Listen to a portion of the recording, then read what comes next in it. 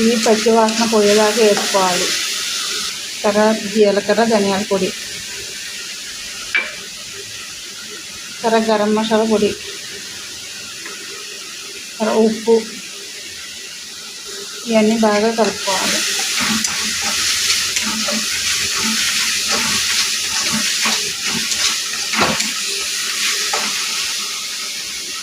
కారం 1 స్పూను, పసుపు 1 అర స్పూను, ఇవన్నీ బాగా వేసుకోవాలి. తర్వాత రొయ్యలు వేసుకోవాలి. రొయ్యలు బాగా కలుపుకునేలాగా వేసుకోవాలి. కలిసేలా కలుపుకోవాలి.